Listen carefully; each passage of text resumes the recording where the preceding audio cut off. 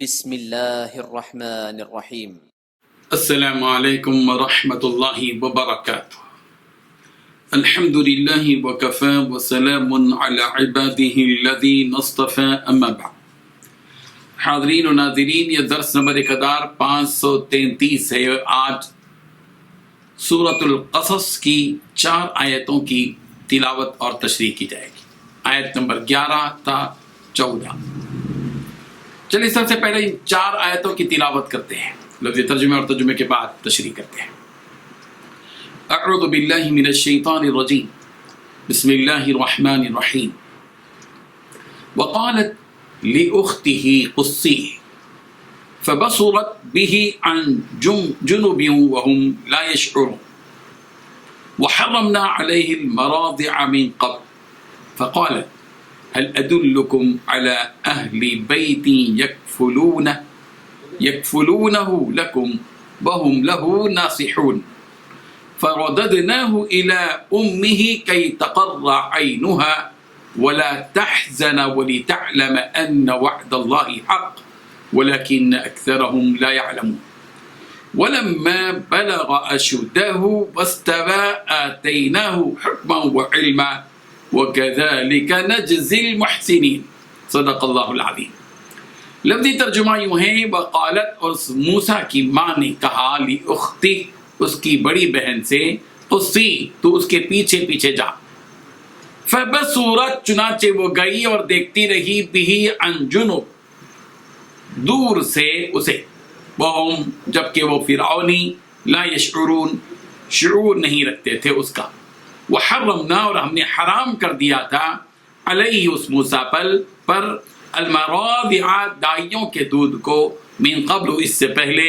فقالت، چنانچہ اس موسیٰ کی بہن نے کہا، هل ادلکم، کیا میں تمہاری رہنمائی کروں، علی اہل بیت، کسی اہل خانہ پر، یکفلون، جو اس بچے کی پرورش کریں، لکم، تمہارے لیے، وہم، جبکہ وہ، لہو، اس کے، ناصحون، خیر خواہ بھی ہوں۔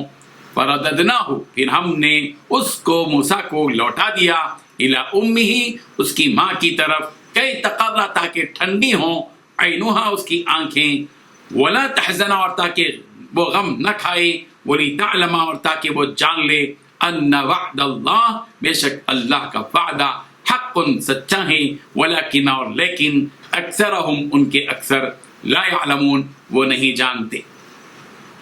ولما، اور جب بلغا، وہ موسیٰ پہنچے، اشدہ، وہ اپنی جوانی کو، واستویٰ، اور وہ توانا ہو گئے، آتیناہ، تو ہم نے ان کو دیا، حکما و علما، حکم، حکمت اور علم، وکذالک، اور اسی طرح، نجزی، ہم جزا دیتے ہیں، المحسنین، نیکی کرنے والوں کو۔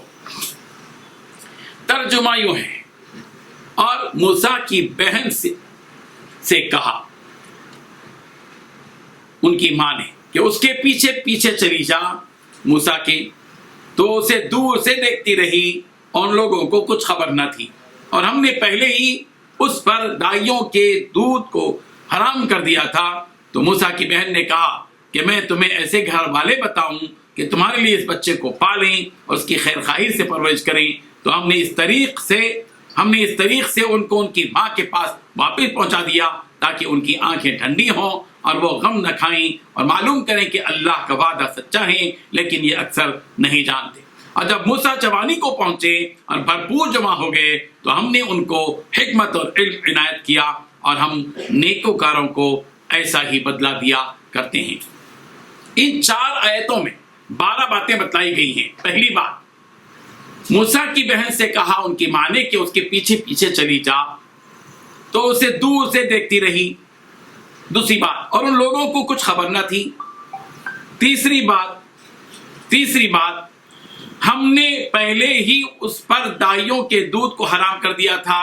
چوتھی بات، موسیٰ کی بہن نے کہا کہ میں تمہیں ایسے گھر والے بتاؤں کہ تمہارے لیے اس بچے کو پالیں۔ پانچویں بات، اس کی خیر خواہی سے پرورش کریں۔ چھٹی بات، ہم نے اس طریق سے ان کو ان کی ماں کے پاس واپس پہنچا دیا۔ ساتویں بات، تاکہ ان کی آنکھیں ٹھنڈی ہوں۔ آٹھویں بات، وہ غم نہ کھائیں۔ نویں بات، معلوم کریں کہ اللہ کا وعدہ سچا ہے۔ اور 10ویں بات، لیکن یہ اکثر نہیں جانتے۔ 11ویں بات، جب موسیٰ جوانی کو پہنچے اور بھرپور جمع ہو گئے، تو ہم نے ان کو حکمت اور علم عنایت کیا، اور 12ਵੀं बार हम नेकोकारों को ऐसा ही बदला दिया करते हैं। बुजुर्गान मोहतरम, जैसे कि हम जानते हैं पिछली आयत में ये बात मालूम नहीं हमें कि हजरत मूसा अलैहिस्सलाम की माँ ने अपने बेटे मूसा को दरिया में संदूक में रखते हुए डाल दिया, और वो संदूक जो है फिरौन के महल तक पहुंचा। वहाँ फिरौन की बीवी आसिया की जो बांदियाँ थी उन्होंने उसको उठाया, और ये हजरत मूसा अलैहिस्सलाम फिरौन के महल तक पहुंचे, और फिरौन की बीवी आसिया ने उनको अपने हाथों हाथ लिया, सीने से लगाया और चाहा कि अपने पास रखकर पालें, और फिरौन की जहन साजी भी की कि इसको कत्ल न करें, उम्मीद है कि ये हमारा बेटा बने या हमारे काम आए। फिर उसके बाद मसला जो खड़ा हुआ था वो ये था कि हजरत मूसा अलैहिस्सलाम की माँ बड़ी बेचैन थी। जाहिर है कि अपने ही लखते जिगर को उन्होंने अपने ही हाथों से दरिया में अल्लाह के हुक्म से डाला था। बहुत बेचैन हुई, बेकरार हुई, बेसब्री हो गई, लेकिन अल्लाह तबारक व तआला उनके दिल को मजबूत किया, और इतनी बेसब्री नहीं है कि राज को फाश कर दे, बल्कि सब्र के साथ वो मुंतजिर थी अल्लाह के इस वादे के कि अल्लाह तबारक व तआला मेरे बेटे को मेरे पास लौटाएगा। उन्हें यकीन था, और तदबीर के तौर पर हजरत मूसा अलैहिस्सलाम की माँ ने अपनी बेटी यानी हजरत मूसा अलैहिस्सलाम की बहन से कहा कि तुम उस बच्चे के साथ, मूसा के साथ दरिया में चलती रहो, देखती रहो कि इसका अंजाम क्या होता है, कहाँ जाता है, क्या होता है, और वो लोगों को पता भी ना चले, जो फिरौनी है उनको पता भी ना चले। चुनांचे और उधर मामला ये था कि फिरौन की बीवी कोशिश में थी कि ये बच्चा दूध पी ले। कई औरतों को लाया गया, बुलाया गया और दूध पिलाने की कोशिश की गई, मगर हज़रत मूसा अलैहिस्सलाम ने किसी का भी दूध नहीं पिया। और उधर हजरत मूसा अलैहिस्सलाम की बहन महल के अतराफ ही मंडलाती रही कि मौका मिल जाए तो मैं जाऊं और जाकर कोई ऐसी तदबीर करूं जिससे मूसा की माँ तक पहुंच जाए। चुनांचे हजरत मूसा अलैहिस्सलाम की बहन किसी तदबीर के साथ महल में दाखिल हुई, और वहां जो फिरौन की बीवी थी उनसे सबसे कहा कि तुम लोग इस बारे में परेशान हो कि इस बच्चे को दूध पिलाने के सिलसिले में मेरे जहन में एक खानदान है, बड़ा शरीफ खानदान है, अच्छा खानदान है, उम्मीद है कि वो उनकी कफालत करेगा और वो उनका दूध पिएगा और जो है वो लोग उसके साथ खैर खाई करेंगे। ये बात है।